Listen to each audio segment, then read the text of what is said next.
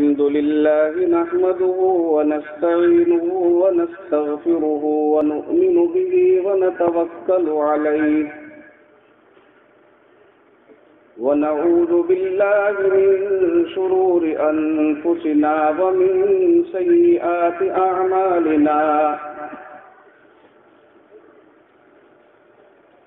من يهده الله فلا مضل له ومن يضلله فلا هادي له ونشهد أن لا إله إلا الله وحده لا شريك له ونشهد أن سيدنا ومولانا محمدا عبده ورسوله وصلى الله تعالى على خير خلقه محمد وآله وأصحابه وسلم تسليما كثيرا كثيرا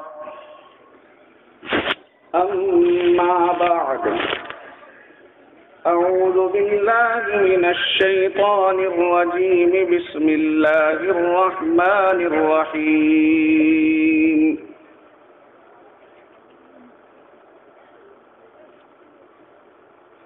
إنك لعلى خلق عظيم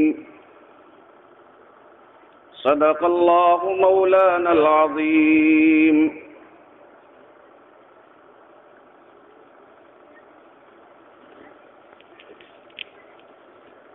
عزیزان ملت، نوجوانان اسلام،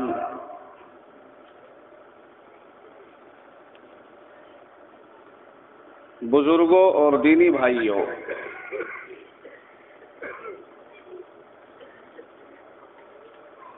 قرآن حکیم کی ایک چھوٹی سی آیت جو آپ حضرات کے سامنے تلاوت کی گئی ہے، کچھ دیر اسی آیت کریمہ کی روشنی میں آپ حضرات کے سامنے جو اللہ تعالی ذہن میں ڈالے وہ باتیں عرض کرنے کی کوشش کروں گا۔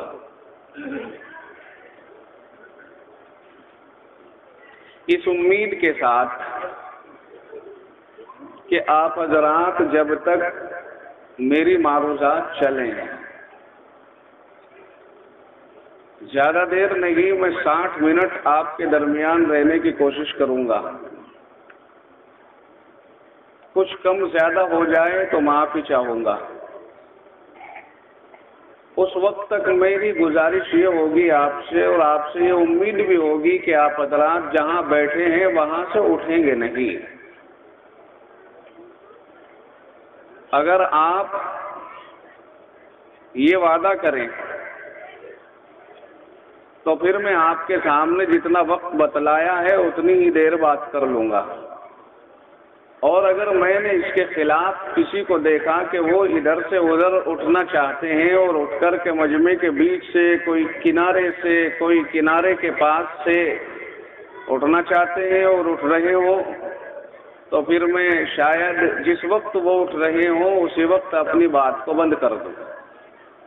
یہ آپ کے اوپر موقوف ہے کہ آپ جو وقت میں نے آپ کے سامنے بتلایا ہے اس وقت تک سننا چاہیں گے یا نہیں چاہیں گے۔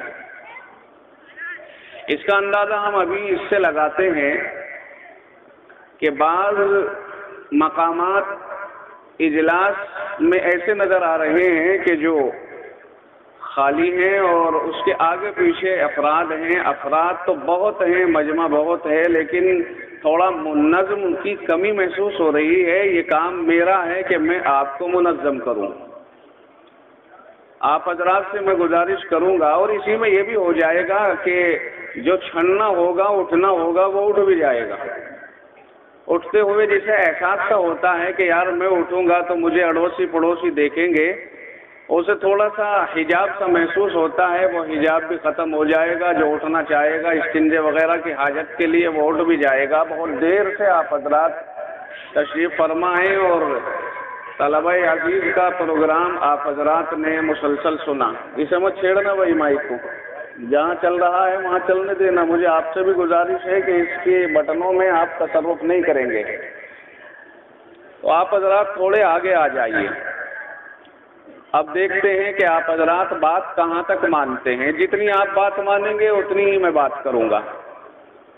آپ حضرات سرک کر کے آگے آ جائیے، نزدیک ہو جائیے۔ موسم بہت اچھا ہے، بالکل ایسا محسوس ہو رہا ہے کہ اللہ نے فضاؤں میں AC سسٹم فٹ کر رکھا ہے، گرمی کا کوئی نام و نشان نہیں ہے۔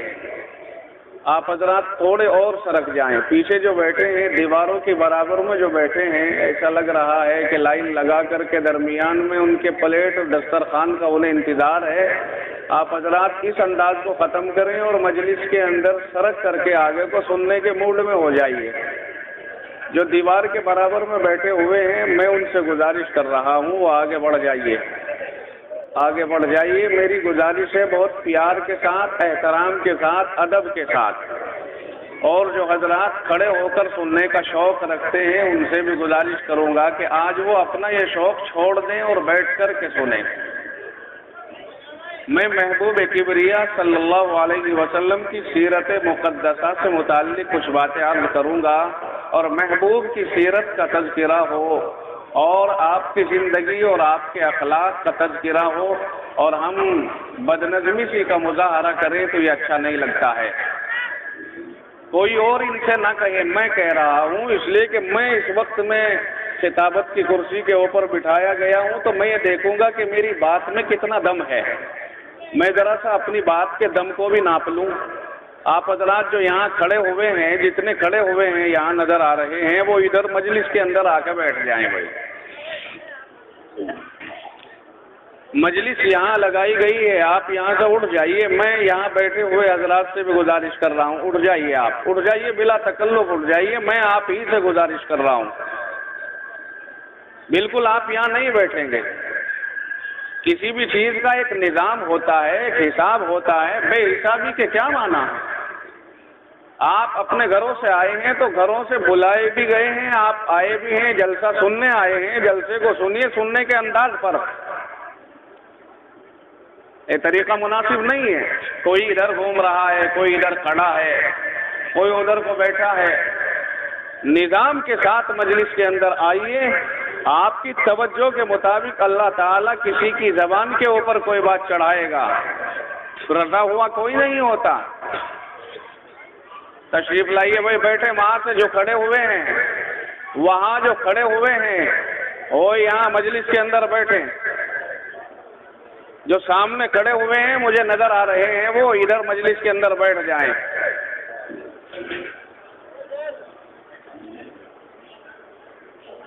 بھئی میں اب دوسری زبان استعمال کرنا بھی جانتا ہوں۔ میں دوسرے لفظوں میں کہوں گا کہ چار آدمی جائیں اور ایک آدمی کو پکڑ کر کے بٹھائیں۔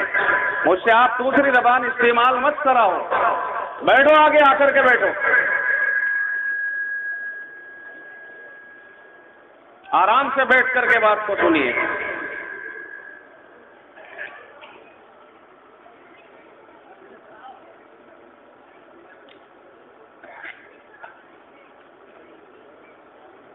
کچھ ہمارے احباب ہیں شاید نماز پڑھنا چاہتے دکھے یہاں پر، اگر وہ یہاں نماز پڑھنا چاہتے ہیں تو اندر کمرے میں جا کر کے نماز پڑھیں۔ مجھے ایسا محسوس ہو رہا ہے کہ ایک امام صاحب اور 2 مقتدی ہیں، ان سے گزارش کروں گا کہ وہ یہاں نماز نہ پڑھیں، اندر کمرے میں جا کر نماز پڑھیں۔ پنڈال کے اندر نماز پڑھنے کا موقع نہیں ہے۔ پنڈال کے پیچھے تشریف لے آئیے، کمرے ہیں، کمروں میں انتظام ہے، وہاں جا کر کے نماز پڑھیں، پنڈال میں نماز نہ پڑھیں۔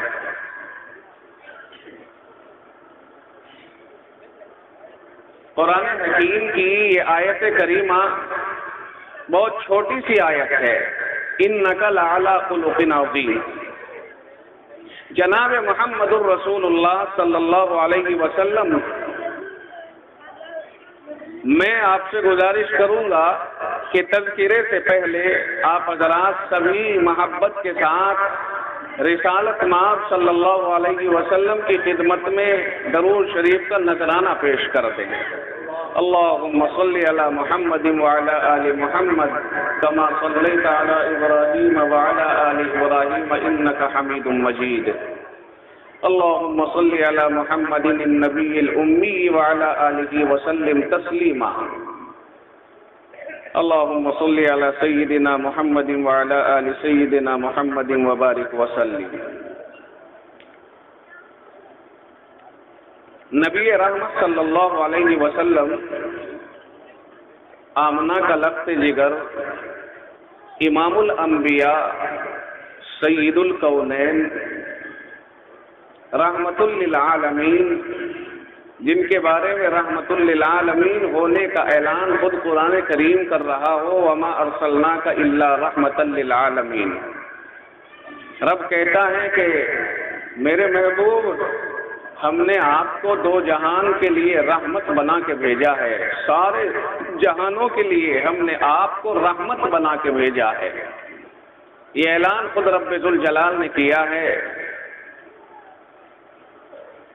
محمد عربی صلی اللہ علیہ وسلم اللہ نے اپنے فضل و کرم سے اور اپنی عطا کے طفیل ساری کائنات میں سب سے افضل ترین انسان بنائے ہیں.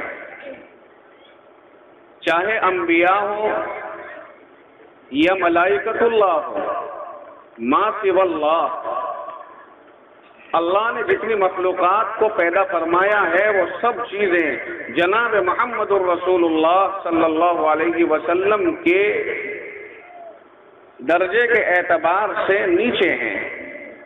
آپ کا مقام سب سے اوپر اور ساری دیگر مخلوقات کا مقام آپ سے نیچے ہے. یہ ساری مخلوقات اللہ رب العزت نے جناب محمد الرسول اللہ صلی اللہ علیہ وسلم ہی کے طفیل میں اور آپ ہی کی محبت میں پیدا فرمائی ہے. آسمان کو بلندی ملی تو جناب محمد الرسول اللہ صلی اللہ علیہ وسلم کی محبت میں اور آپ کی وجہ سے.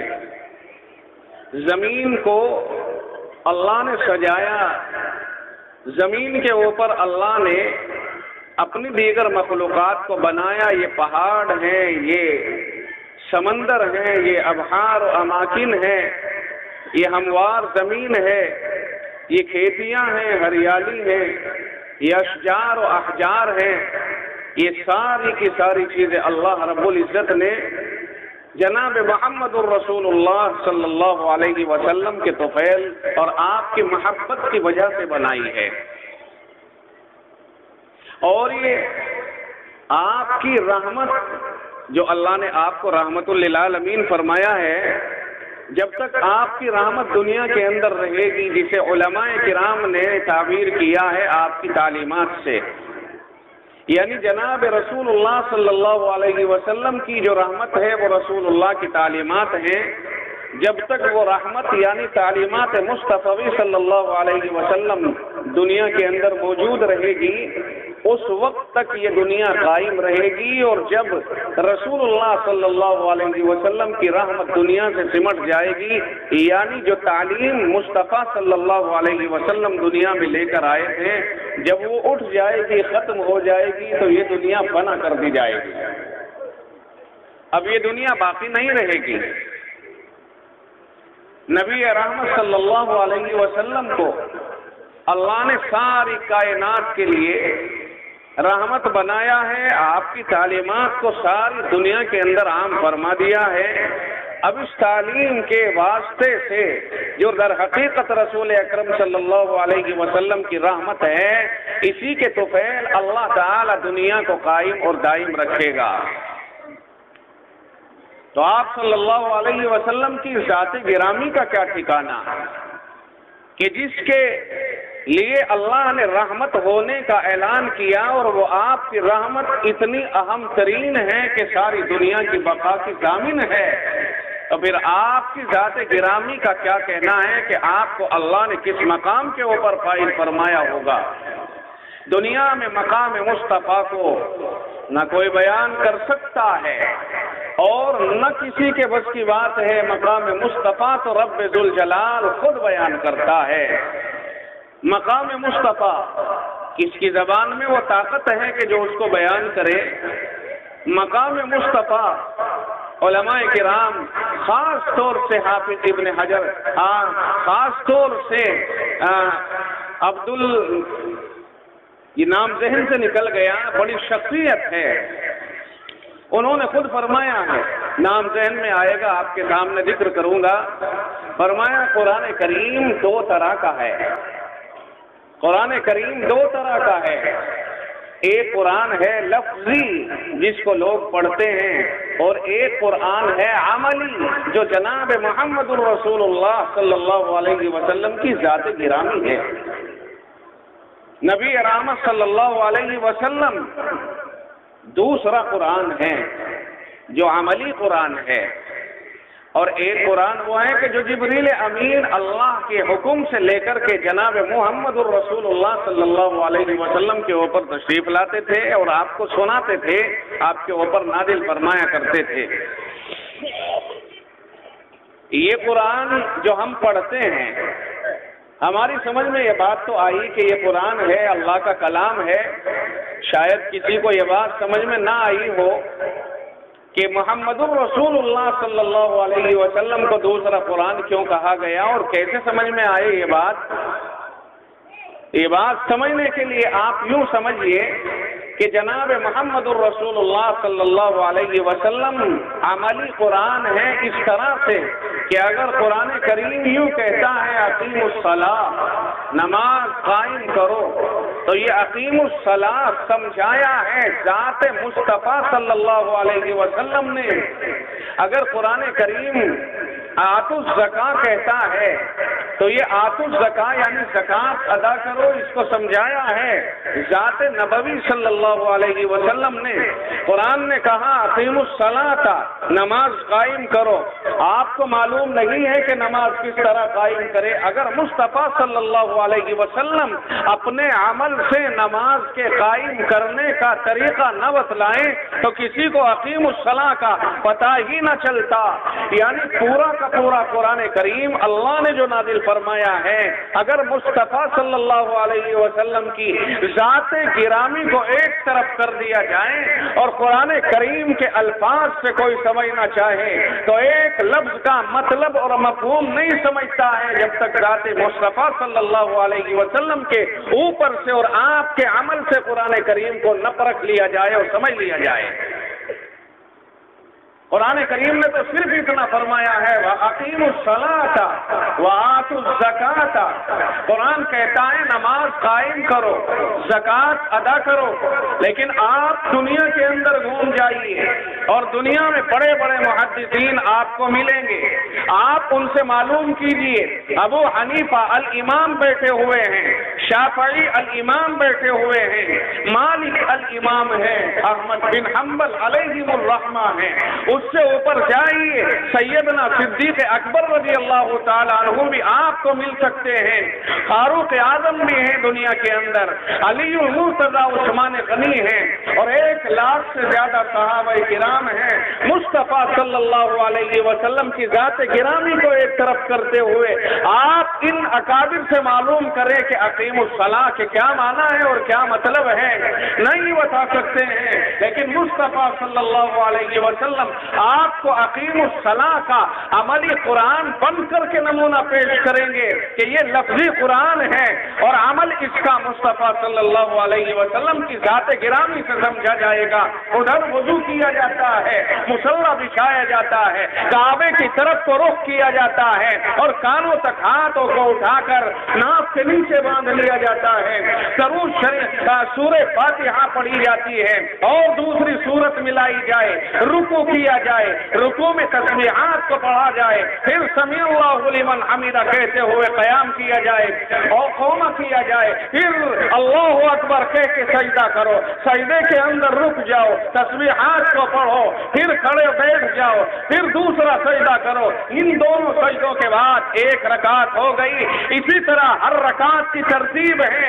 اگر مصطفیٰ کھڑے ہو کر اپنا یہ عمل نہ دکھاتا تو لفظی قرآن کو نہ سمجھا جاتا، اسی لیے علماء نے فرمایا ہے کہ ایک لفظی قرآن ہے، دوسرا عملی قرآن ہے، اور عملی قرآن مصطفیٰ کی ذات گرامی ہے۔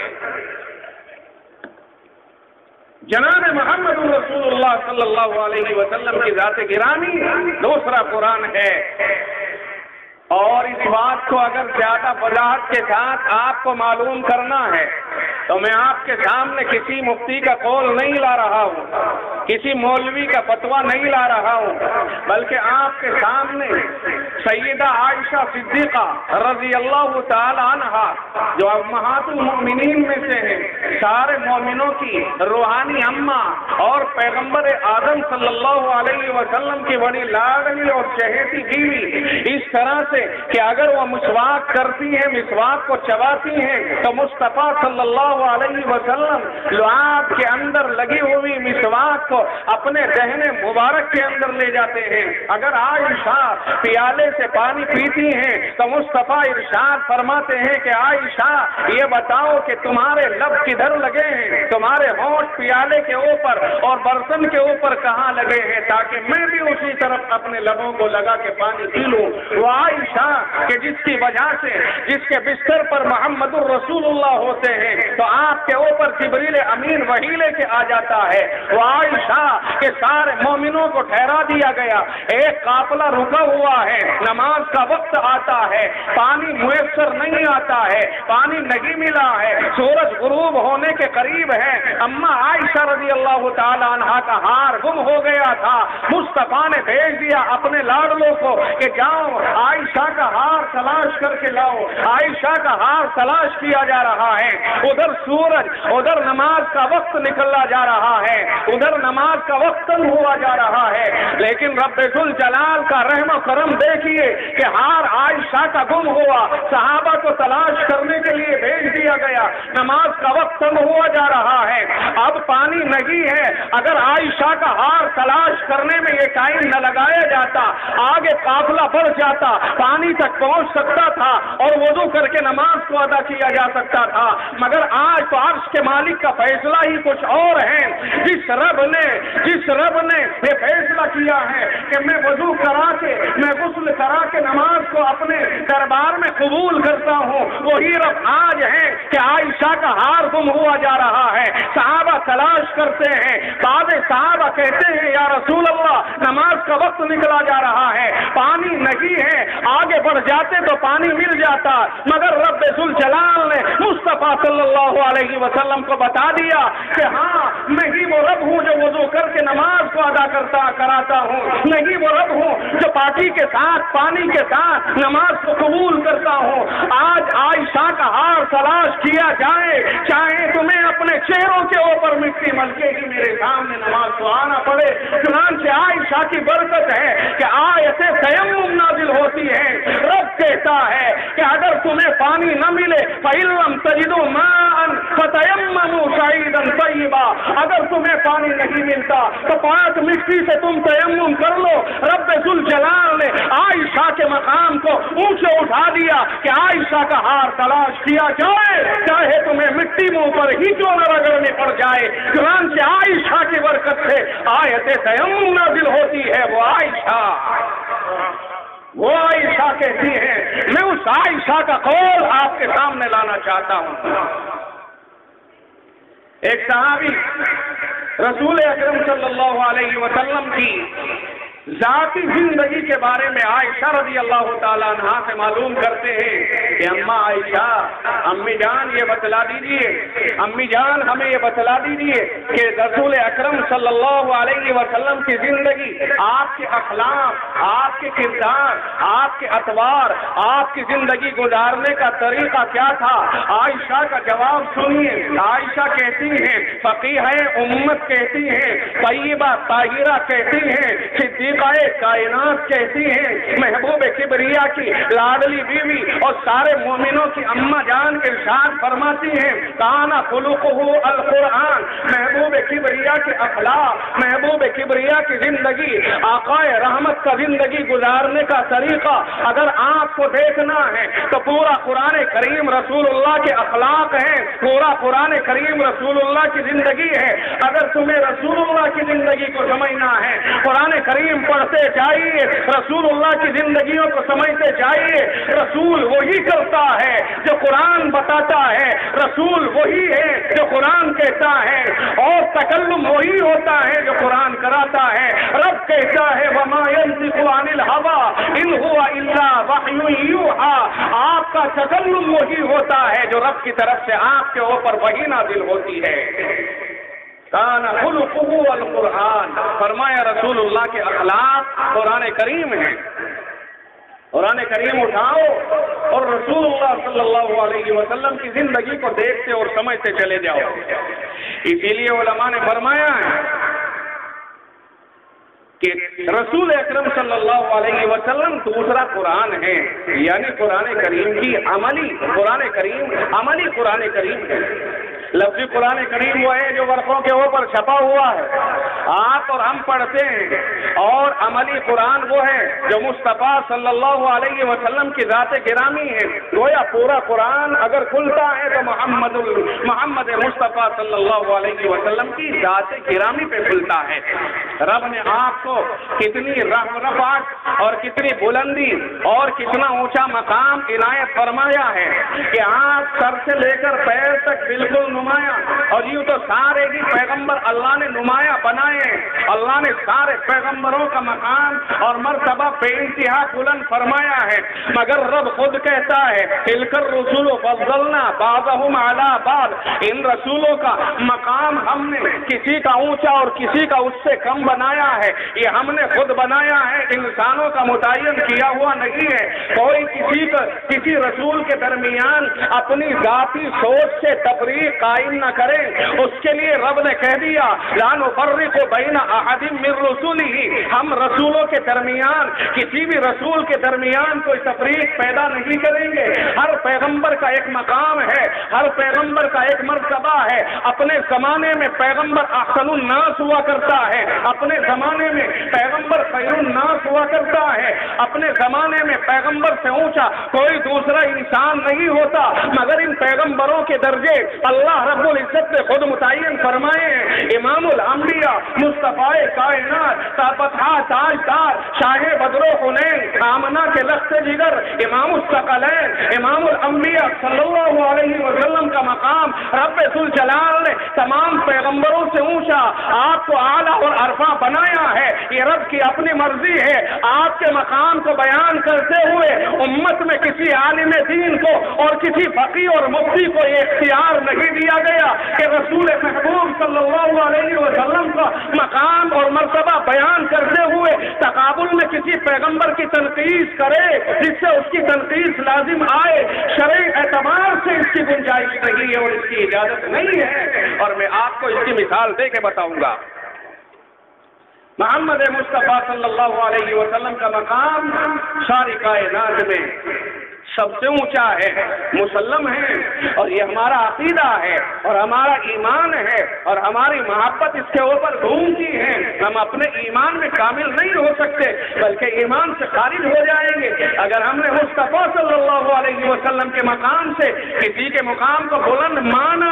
یہ سوچ، یہ بات اپنے ذہن میں رکھیے۔ لیکن کبھی کبھی بیان کا انداز یہ ہو جاتا ہے کہ پیغمبروں کے درمیان تقابل کرتے ہوئے کسی دوسرے پیغمبر کی تنقید ہونے لگتی ہے۔ مثال کے طور پر کچھ لوگ کہتے ہیں کہ رسول اللہ رب العزت نے رسول موسیٰ علیہ السلام کو وادی مقدس کے اندر بلایا اور وہاں پہ اللہ نے آپ کو نبوت عطا فرمائی، رسالت عطا فرمائی، اور جب اللہ نے موسیٰ علیہ السلام کو وادی میں بلایا، پہاڑوں کے بیچ بلایا، تو اس وقت میں اللہ نے یوں فرمایا تھا موسیٰ فخلعنا علیک، آپ اپنے جوتوں کو اتار دیجئے۔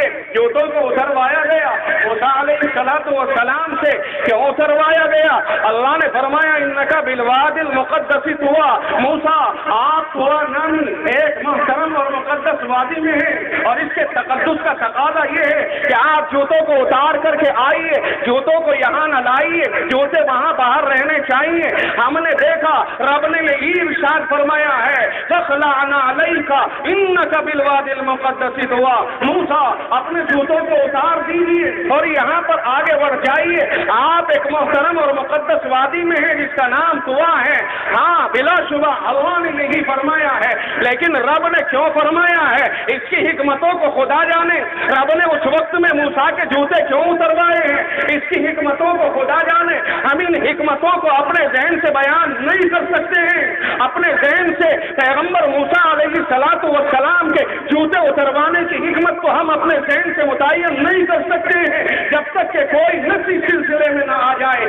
ادھر ہم نے پیغمبر آخر الزماں صلی اللہ علیہ وسلم کی سیرت پر بیان کیا تو ہم بیان کرنے لگے. ہم نے کہا کہ رب نے بلایا, کہاں بلایا, عرش پر بلایا, کس طرح بلایا, تو یوں فرمایا کہ جوتوں سمیت آ جائیے میرے محبوب. آپ کے جوتوں سے عرش اعلیٰ نہیں ہے, آپ کے جوتے اعلیٰ ہیں, آپ جوتوں سمیت آ جائیے. ہم کہیں گے کہ ایک طرف موسیٰ علیہ السلام ہے کہ وہ دیکھیے موسیٰ کے جوتے اتروائے جا رہے ہیں, اور یہاں دیکھیے محمد مصطفیٰ کو جوتوں سمیت بلایا جا رہا ہے.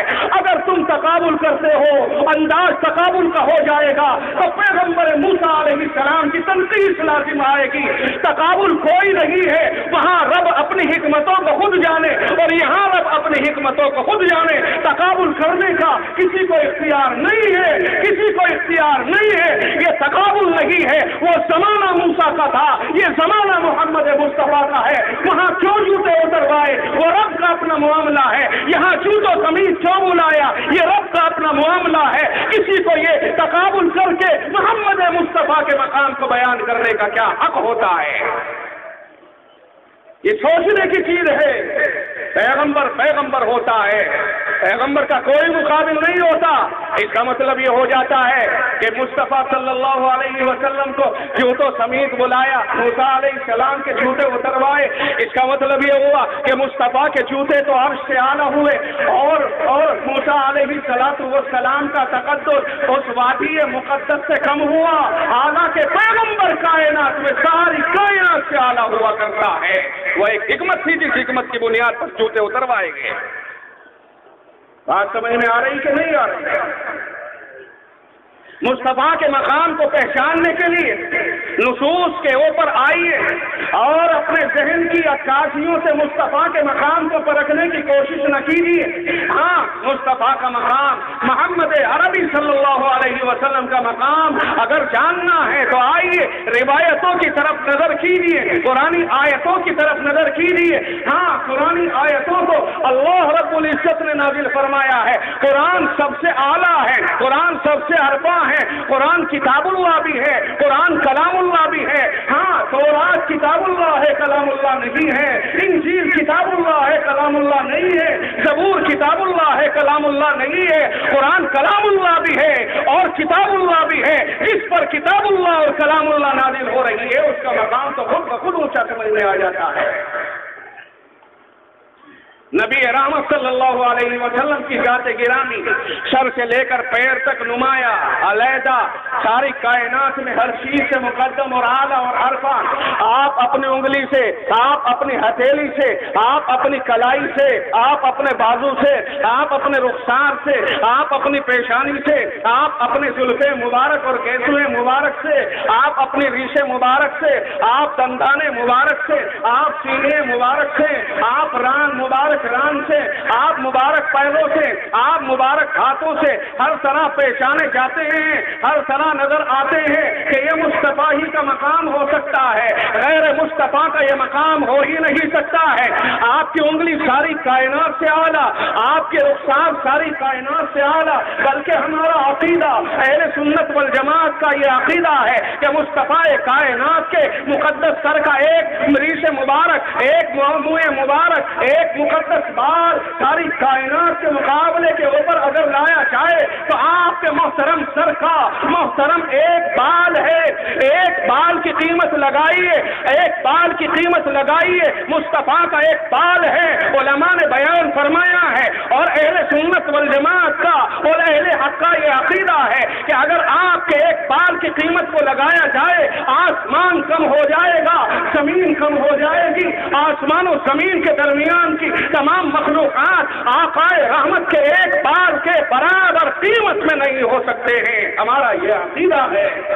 اور ہم اس عقیدے کے اوپر قائم ہیں، ہم اس عقیدے کے اوپر قائم ہیں اور علی الاعلان اہل سنت اس عقیدے کا اظہار کرتے ہیں کہ مصطفیٰ کائنات کا ایک بار کائنات کی تمام چیزوں سے اعلیٰ عرفہ افضل ہے، بلکہ یہ بھی ہم کہتے ہیں اور یہ ہمارا عقیدہ ہے اور یہ ہمارا ماننا ہے اور یہ ہماری کتابوں میں لکھا ہے، ہمارے اکابر نے یہ بتایا ہے۔ ابو حنیفہ الامام یہی کہتے ہیں، اصحاب پیغمبر یہی سمجھتے اور کہتے ہیں۔ نیچے اتر کر کے آئیے، آج تک ہمارے سارے اکابر کا یہی عقیدہ ہے کہ جس سما زمین کے حصے سے مصطفیٰ صلی اللہ علیہ وسلم کا جس میں اثر لگا ہوا ہے، صرف وہ حصہ اور دور سے بات نہیں کرتا، صرف وہ حصہ جس حصے کے اوپر محمد عربی صلی اللہ علیہ وسلم کا محترم جسم لگا ہوا ہے، وہ حصہ تو علماء اہل سنت کے یہاں پر عرش سے بھی زیادہ افضل ہے۔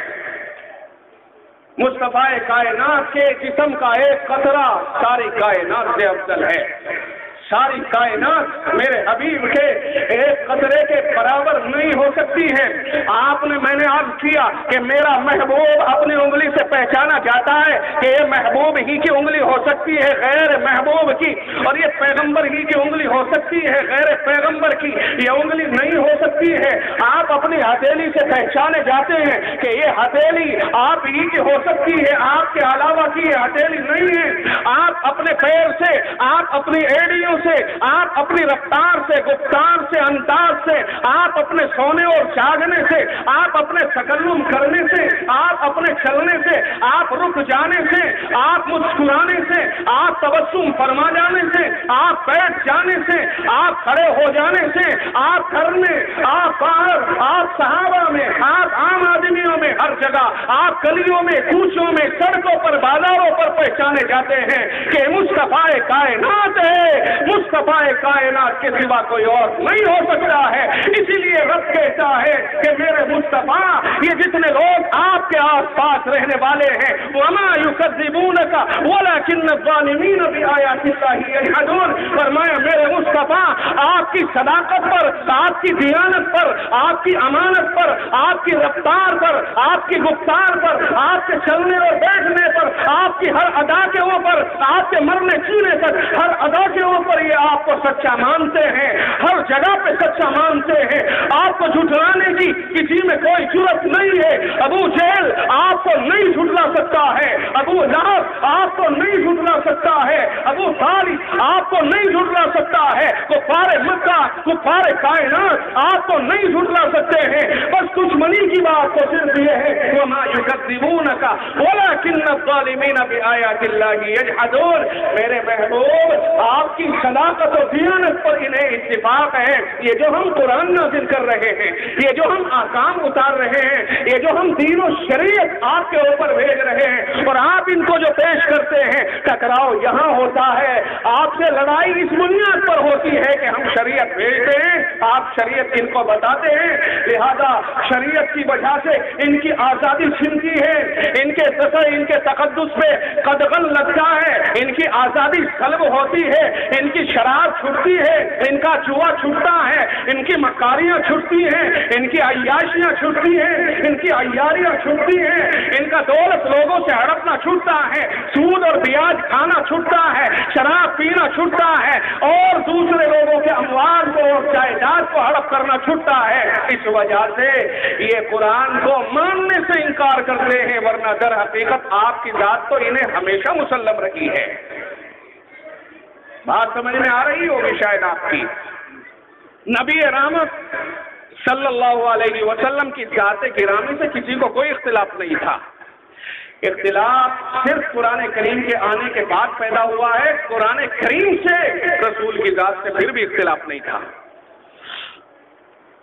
رسول اکرم صلی اللہ علیہ وسلم کی جہاں تک ذات کا تعلق ہے، وہ بیٹا ہے ابو جہل ایک مکان میں، وہ بیٹا ہے ولید ابن المغیرہ بہت کھوسٹ اور بڑا تجربہ کار اور بڑا کوہنا مش اور بڑا دولت مند اور انتہائی مکار اور عیار بوڑھا ہے، یہ خراٹ بیٹا ہے۔ اور جا کر کے ابو جہل جو ابو الحکم ہے، ابو جہل اس سے جا کر کے تنہائی میں پوچھتا ہے کہ یہ بتا ابو الحکم، جو بات ہم محمد کی جانب منسوب کرتے ہیں صلی اللہ علیہ وسلم، جو بات ہم ان کی طرف منسوب کرتے ہیں، ہم انہیں شاعر بھی کہتے ہیں، ہم انہیں کاہن بھی کہہ دیتے ہیں، ہم انہیں دولت اور حکومت کا لالچی بھی کہہ دیتے ہیں، ہم ان کو جھوٹا اور کاہن بھی کہہ دیتے ہیں، یہ بتا سچی بات کہ کیا وہ شاعر ہے، کیا وہ کاہن ہے، کیا وہ جادوگر ہیں؟ بتائیے ابو جہل، کیا محمد میں یہ ساری برائیاں ہیں؟ کیا وہ جھوٹا ہے؟ نبی رحمت صلی اللہ علیہ وسلم کی اطاعت کا جب تجزیہ ہوتا ہے تو وہی ابو جہل بیٹھا ہوا ولید ابن المغیرہ سے یوں کہتا ہے، لا واللہ لا واللہ لیس ہوا بشاعر، لیس ہوا بکاہن، لیس ہوا بساحر، لیس ہوا بکذاب، نہیں ایسا نہیں ہے، نہ وہ شاعر ہے، نہ وہ کاذب ہے، نہ وہ جھوٹا ہے، نہ وہ مکار ہے، نہ وہ عیار ہے۔ ولید ابن المغیرہ کہتا ہے پھر بات کیا ہے؟ تم جھوٹا اور مکار کیوں کہتے ہو؟ کہ بات اصل میں یہ ہے کہ ہماری اور ان کے خاندان کی رقابت چلی آ رہی ہے، ان کے خاندان میں یہ سچا نبی پیدا ہو گیا ہے، ہم اسے سچا مانتے ہیں، ہمارے خاندان میں یہ صلاحیت نہیں ہے کہ ہم کسی سے نبوت کا دعویٰ کرا سکیں، لہذا کم از کم اگر ہم اپنے خاندان میں کوئی نبوت کا دعویٰ کرنے والا کھڑا نہیں کر سکتے ہیں تو کم از کم اتنا تو ہم کر سکتے ہیں کہ ہم اس کو جھٹلائیں گے اور ہر مہار پر جھٹلائیں گے،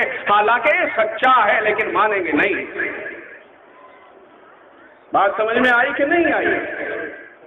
مصطفیٰ کائنات کو تو آپ کے زمانے کے دشمنوں نے بھی کبھی جھوٹا نہیں کہا ہے، اور نہ آپ کے اوپر، آپ کی صداقت کے اوپر انہوں نے کبھی شک ظاہر کیا ہے، ہمیشہ جانتے رہے کہ یہ سچا ہے۔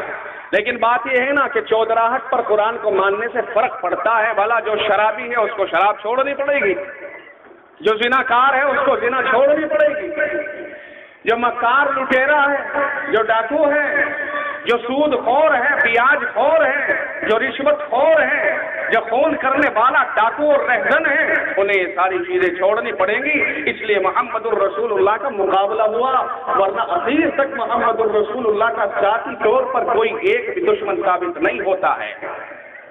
آپ شاید میرے اس استدلال کو سمجھ نہیں رہے ہیں، آپ کی سمجھ میں آ رہا کہ نہیں آ رہا؟ آج بھی آپ کو مثال کے طور پر آپ دیکھتے رہیے، کسی بھی ایسا مصلح اور ایسا آدمی جو ہمارے درمیان اصلاح کا دو ٹوک انداز میں فریضہ انجام دیتا ہو اور ہمیں سمجھاتا ہو، آج بھی ہم اس کے اس وقت خلاف ہوتے ہیں کہ جب اس کو ایک بات ہماری مصلحتوں سے ٹکرائے گی، اور اگر ہماری مصلحتوں سے اس کی بات نہ ٹکرائے تو بہت اچھا ہے، بہت بہتر ہے۔ یہی حال مدرسوں میں نظامہ دارالاقامہ کا ہوتا ہے کہ مولوی لوگ جانتے ہیں ناظم دارالاقامہ کس کو کہتے ہیں۔ اگر وہ طلباء کو روکتا ہے مکاریوں سے، عیاریوں سے، بدماشیوں سے، گیم کھیلنے سے، موبائل دیکھنے سے، فلم دیکھنے سے، میچ دیکھنے سے، اگر وہ طلباء کو ان چیزوں سے روکتا ہے، وہ طلباء کو لاتا ہے نماز کے اوپر، تکرار کے اوپر، اسباق کے اوپر، دروس کے اوپر، تو طلباء کا وہ دارالاقامہ کا ناظم دشمن ہو جاتا ہے، وہ کہتے بے ایمان ہے، نالائق ہے۔ اور اگر نماز چھوڑتے رہیں، سوتے رہیں، جگائے نہ، اگر کوئی حرکت کرتے رہیں ٹوکے نہ، بلکہ ان کے کندھے پہ ہاتھ رکھ کے بیٹا کہہ کر کے بات کرے، تو خدا کی قسم اس سے بہتر ان کی نگاہوں میں کوئی نہیں ہے کہ مولانا بہت شاندار آدمی ہے، کیا ٹھکانے، جواب بھی نہیں ہے۔ ٹکراؤ کہاں ہوا؟ جب خواہشات پر پابندیوں کا معاملہ آیا، انہیں ٹکراؤ کی کوئی صورت ہی نہیں ہے۔ آج بھی اگر ایمانداری کی بات کہوں، بری لگ سکتی ہے کسی کو، اللہ کرے کسی کو بری نہ لگے، نہ میں برے انداز میں کہوں گا۔ یہ ہمارے ائمہ حضرات ہیں، ائمہ حضرات، انہیں آپ اپنے اعتبار سے اپنا نوکر جو سمجھ لیتے ہو، اپنا غلام جو سمجھ لیتے ہو، ان کے اوپر اپنی حکمرانی کو جو مسلط کر دیتے ہو، حالانکہ مسلح پر کھڑے ہو کر کے اللہ کے دربار میں یہ ہمارا ناظم ہے، ہمارا ترجمان ہے، ہم میں یہ صلاحیت نہیں ہے کہ ہم رب کے دربار میں اپنی جماعت کی نماز کو پیش کر سکیں، ہم میں یہ صلاحیت نہیں ہے۔ کیوں نہیں ہے؟ کسی کے چہرے پہ مصطفیٰ کی سنت یعنی داڑھی نہیں ہے، کسی کے پیروں، کسی کے اوپر، بدن کے اوپر ایسا لباس نہیں ہے جس لباس سے اللہ کے دربار میں ترجمان بنا جا سکے، کسی کے پاس میں قرآن کریم پڑھنے کا سلیقہ نہیں ہے، بات کچھ بھی ہو، بہرحال ہم اللہ کے دربار میں امامت کے فرائض اور انجام دے کر اللہ کے دربار میں مقتدیوں اور اللہ کے درمیان ترجمان کا کام نہیں کر سکتے ہیں۔ یہ امام ہمارا ترجمان ہے، اتنا اعلیٰ ہے، اس کے لیے اللہ کے نبی صلی اللہ علیہ وسلم نے فرمایا اللہم ارشد الائمہ، مولا کریم ان ائمہ کی دستگیری فرما، ائمہ کی رہنمائی فرما، ان اماموں کو، مسجد کے اماموں کو وہ راستہ آسان کر دے جو راستہ تیری ذات گرامی تک پہنچنے والا ہے۔ مصطفیٰ کائنات نے اگر دعا کسی کو دی ہے اس طرح کی تو وہ امام ہے، کہا مولا کریم یہ مسجدوں کے مصلوں پہ کھڑے ہونے والے امام، ان کے لیے راستہ اتنا آسان کر دے کہ یہ تیرے پاس تک آسانی کے ساتھ پہنچ سکے۔ جن کے لیے میرے مصطفیٰ یہ دعا کر رہے ہوں وہ ہمارا نوکر ہے، وہ ہمارا خادم ہے، وہ ہمارا ملازم ہے، اس کے اوپر ہماری نگاہیں ٹیڑھی اٹھتی ہیں، گھر کے غصے اس کے اوپر اترتے ہیں، اور اپنی مرضی کے خلاف اگر ہو جائے تو اس کے پیچھے نماز ہونی بند ہو جاتی ہے۔ 20 سال سے اس کے پیچھے نماز پڑھی جا رہی ہے، ہو رہی ہے، اور ایک ایک نماز کے بھاؤ 27 گنا بڑھتے ہوئے جا رہے ہیں، لیکن میرا اور اس کا چائے کی پیالی پہ اختلاف ہوا ہوگا، میرا اور اس کا کسی ایسی بات پر اختلاف ہوا ہوگا کہ ہو سکتا ہے میں مسجد کا سامان استعمال کرتا ہوں، امام نے ٹوک دیا ہو کہ چودھری صاحب مسجد کا سامان ہے، آپ ذرا دیکھ بھال کر لے لیا کریں، آپ سوچ لیا کریں، چودھری صاحب آپ کے پاس مسجد کی اتنی رقم موجود ہے، اب آپ اس کو ادا کر دیجئے، لکھی ہوئی کہیں نہیں تھی، امام نے اعتماد کے اوپر دے دی تھی، لکھا ہوا اس کے پاس نہیں تھا، گواہی کوئی نہیں تھی، اس کو دینا پڑ رہا ہے، اس لیے اختلاف ہوا، ٹکراؤ ہوا، امام ڈرتا ہے کہ اگر میں یہ کھولوں کہ اس نے میرے سے اتنی رقم مسجد کی لی ہے تو لوگ کہیں گے آپ نے کیوں دی ہے، اب کھولوں تو تب تباہی، نہ کھولوں تو تب مصیبت۔ اگر اس کو کہا اللہ کے ڈر سے کہ میاں یہ رقم ادا کر دو تو تقابل ہوا، یہ دبنگ ہے، وہ کمزور ہے، یہ مقامی ہے، وہ باہر کا ہے، یہ چودھری ہے، وہ باہر کا ہے، چنانچہ اس نے اسکیم چلائی کہ امام بہت خراب ہے، اس کے پیچھے نماز نہیں ہوتی، ہم دوسرا امام لائیں گے۔ ارے خدائی کا دعویٰ کرنے والے چودھری صاحب کب سے آپ کی نماز نہیں ہو رہی ہے؟ اگر اب نماز نہیں ہو رہی ہے تو 10 سال پیچھے کی لوٹا، تب ہمیں بتا کہ ہاں نماز نہیں ہو رہی، دیکھو میں نے اپنی دوہرا لی ہے کوئی ایسا کرنے والا؟ امام صاحب غلامی کی زندگی گزروا رہے ہو، شادیاں کرتے ہو، حال میں بےایمانی کرتے ہو، شادیاں لے جاتے ہو منڈپوں کے اندر، اور شادیوں کے لیے اسکیمیں چلا دی ہے، دور تک سجا دیا گیا، لاکھوں لاکھ روپے وہاں ضائع ہوئے، آگے بڑھ کر کے آئے، کھڑے ہو کر کے کھانے کا انتظام کیا، اور کھڑے ہو کر کے کھانا کھلا رہے ہو، ویڈیو کا انتظام کیا گیا، ویڈیو چلوا رہے ہو، جہیز کا انتظام کیا گیا، اس کی نمائش کی جا رہی ہے، اور لڑکیوں کی بارات آئی، ایک گاڑی مردوں کی آئی تو دوسری عورتوں کی آئی، عیاریاں اور مکاریاں اور عیاشیاں، بدنظریاں، سب کچھ ہو رہا ہے۔ اگر امام یہ کہہ دے کہ میں ویڈیو بنتے ہوئے ڈی جے بج رہا ہے، اس مجلس میں کھانا کھڑے ہو کے کھایا جا رہا ہے، اس جگہ پر میں آپ کے یہاں نکاح پڑھانے نہیں آؤں گا، تو میں یہ پوچھنا چاہوں گا چودھری صاحب کیا کل سے وہ امامت مسجد میں کر سکتا ہے؟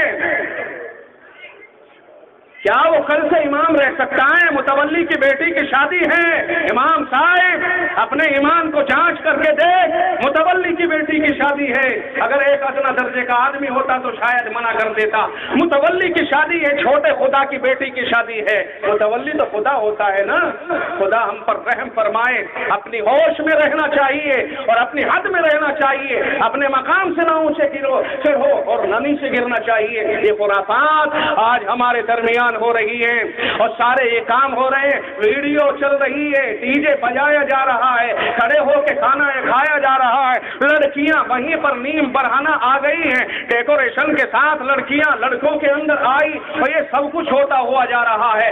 کیا مسلمانوں الیس منکم رجل الرشید، کیا تم میں کوئی سمجھدار نہیں رہا ہے؟ کوئی اس کے اوپر قدغن لگائے، کیا جہیز کو مانگ کر لینے والوں کی زبانوں کو ان کے منہ کے اندر نہیں ٹھونسا جا سکتا ہے؟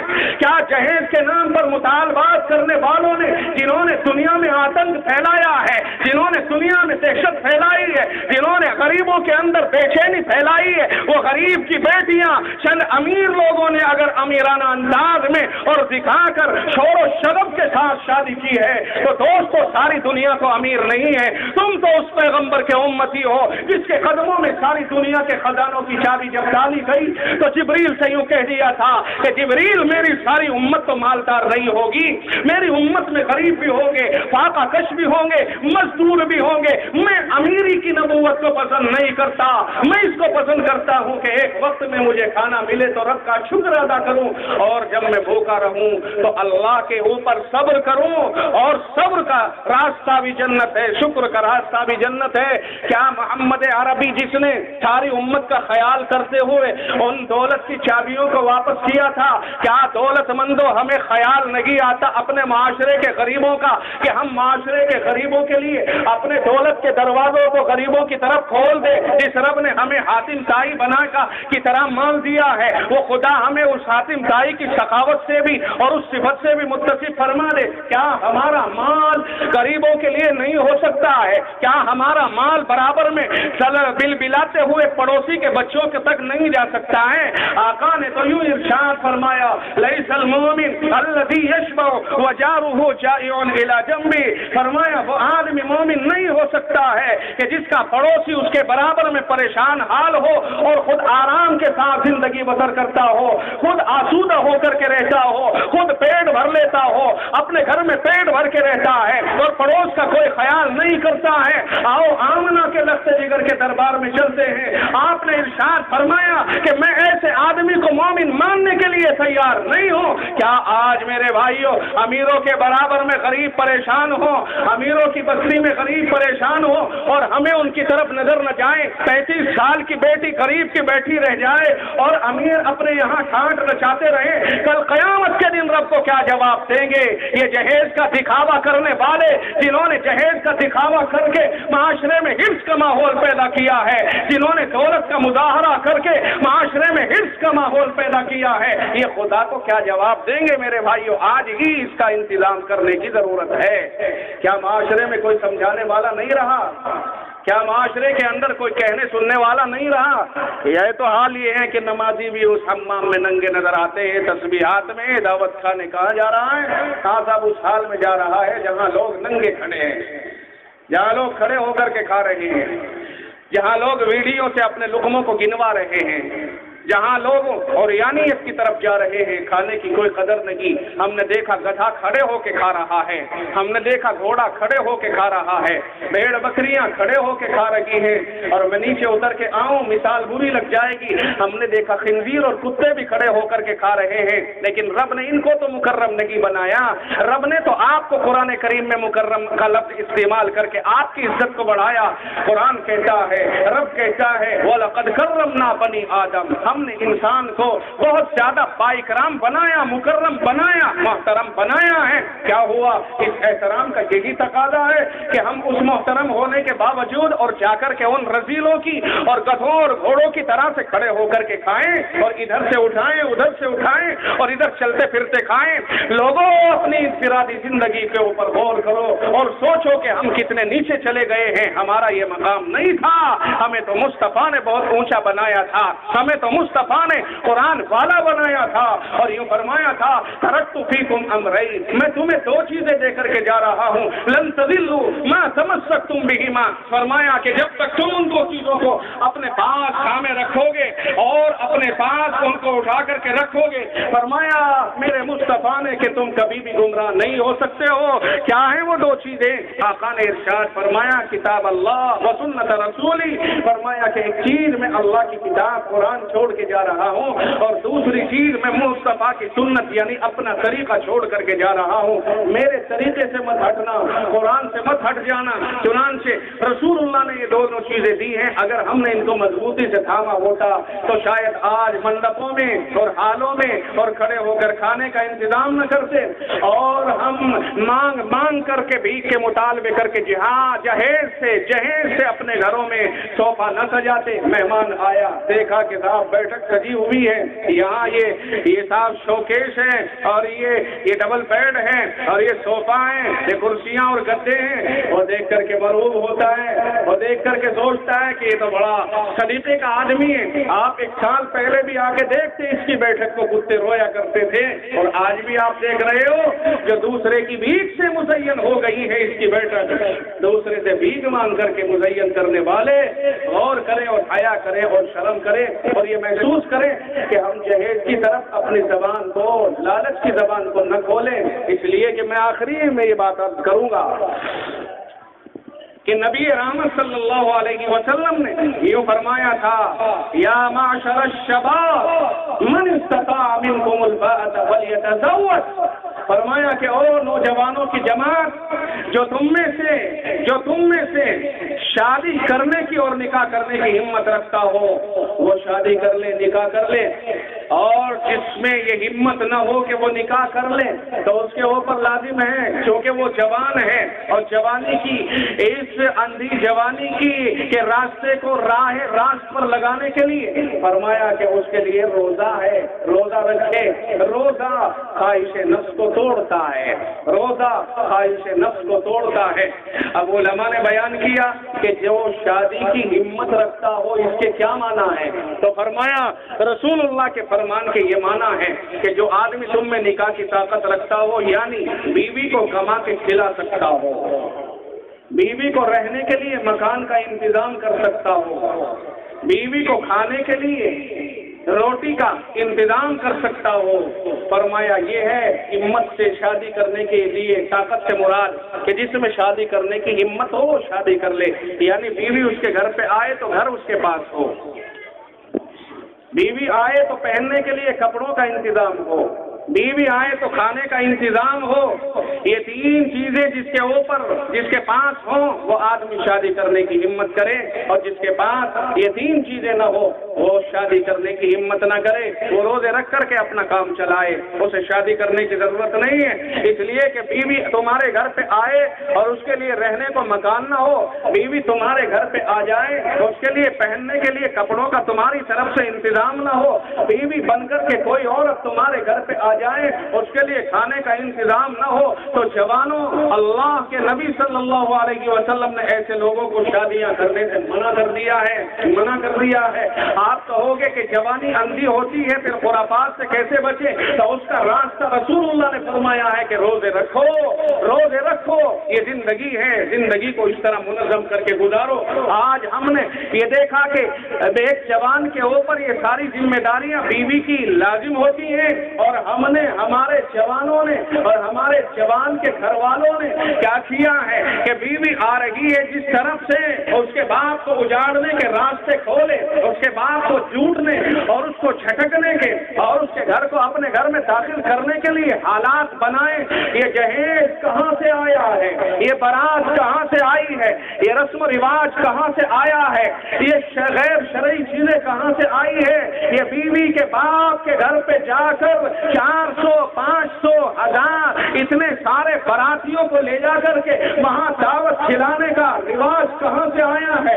شریعت میں برات کا کھانا بیوی کے باپ کے اوپر لازم نہیں ہے، شریعت مطہرہ میں برات کا کوئی وجود نہیں ہے، شریعت مطہرہ میں جہیز کا یہ انداز کوئی وجود اور معنی نہیں رکھتا ہے۔ یہ کہاں سے آئے ہیں، کیوں آئے ہیں؟ در حقیقت یہ ان لوگوں کے طریقے ہیں جن کا دین اور شریعت سے اور کلمے سے اور مصطفیٰ صلی اللہ علیہ وسلم کی سنت سے اور آپ کی ذات گرامی سے کوئی لینا دینا نہیں ہے، نہ ان کا قرآن سے کوئی تعلق ہے، نہ ان کا دین سے کوئی تعلق ہے۔ اب وہ کوئی بھی خرافات کریں، ہمیں اس سے کیا مطلب؟ جو کلمہ نہیں پڑھتا ہے، جو نمازی نہیں ہے، جس کا دین اور اسلام سے کوئی تعلق نہیں ہے، کیا اس کا عمل ہمارے لیے حجت بنے گا؟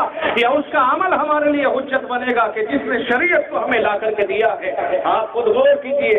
تو میں ان جوانوں سے گزارش کروں گا جو مجلس کے اندر جوان موجود ہیں کہ یہ جوان اپنی خواہشات کو محفوظ رکھیں، اور یہ جوان اپنے گٹوں کی کمائی پہ بھروسہ رکھیں، اور ان جوانوں کو چاہیے کہ یہ جہیز کو لینے سے بالکل 100% انکار کر دیں، اور یوں کہیں کہ نہیں میرے رب نے مجھے طاقتور بنایا ہے، میں کما سکتا ہوں تو کما کے خود کھاؤں گا بھی، کھلاؤں گا بھی، میرے پاس میں جھونپڑا ہے، میں خود بھی رہتا ہوں، بیوی کو بھی رکھوں گا، اور میں اپنے پاس کپڑے 2 جوڑی رکھتا ہوں تو بیوی کے بھی 2 جوڑے بناؤں گا۔ آپ جوانوں، آپ یہ کام کریے، معاشرے میں انقلاب لائیے اور معاشرے کو صلح کی ڈگر کے اوپر لائیے، انشاءاللہ العزیز آپ سرخرو ہوں گے، آپ کو عزت نصیب ہوگی، خداوند عالم کی طرف سے نیک نامی کی بنیاد پر آسمانوں سے روزیوں کے دروازے آپ کے لیے بے حساب کھل جائیں گے۔ وَيَرْزُقْهُ مِنْ حَيْثُ لَا يَحْتَسِبُ، اللہ تعالیٰ اپنے بندوں کو ایسی جگہ سے روزی دیتا ہے جہاں سے اس کا گمان بھی نہیں ہوتا۔ کیا آپ نے رب کی روزی کے اوپر بھروسہ نہیں کیا ہے؟ کیا آپ کے گھر میں ایک گلاس، ایک پلیٹ، ایک چمچ اور ایک بستر زائد نہیں ہے کہ آنے والی دوسرے کے گھر سے جس نے اپنے باپ کو چھوڑا، اپنی ماں اور اپنے گھر بار کو چھوڑا اور سارے احباب کو چھوڑا، وہ آپ کے گھر میں آ رہی ہے؟ آپ کے گھر کا دروازہ کھولنے کے لیے، آپ کی نسلوں کو چلانے کے لیے، آپ کو صاحب اولاد بنانے کے لیے وہ آ رہی ہے۔ کیا آپ کے پاس یہ سارے سامان نہیں ہے کہ اس کو بھی استعمال کرا سکو؟ آپ نے اس کے باپ سے جہیز کیوں لیا ہے؟ بیوی آپ نے اس کو بنائی ہے اور جہیز اس کے باپ سے مانگا جا رہا ہے۔ جب یہ بیوی آپ کی بن کر کے آ رہی ہے تو گھر کون دے گا؟ جب یہ بیوی آپ کی بن کے آ رہی ہے تو بستر کون دے گا؟ جب یہ بیوی آپ کی بن کے آ رہی ہے تو کھانے کو کون دے گا؟ پہننے کو کون دے گا؟ ظالموں، بیوی بنانا جانتے ہو اور باپ سے جہیز مانگ کر کے اپنی حیثیت کو ظاہر کرتے ہو کہ بھیک کا کٹورا ہمارے ہاتھوں میں آ جائے اور اس کے بعد سے بھیک مانگ کر کے ہم اپنے گھر کو بھر لیں اور لوگوں میں کہتے پھرتے ہیں کہ میرے بیٹے کو تو 4 ویلر ملی ہے اور یہ ملا ہے۔ لعنت ایسی چیز کے اوپر اور ایسی زندگی کے اوپر۔ خداوند تعالی ہمیں محفوظ رکھے اور ہمارے معاشرے کو ان خرافات سے محفوظ رکھے۔ امید ہے کہ چند باتیں جو آپ کے سامنے آئی ہیں آپ ان معروضات کو سمجھنے کی کوشش کریں گے اور ان پر ٹھنڈے دل سے سوچ کر عمل کرنے کی کوشش کریں گے۔ وآخر دعوانا ان الحمدللہ رب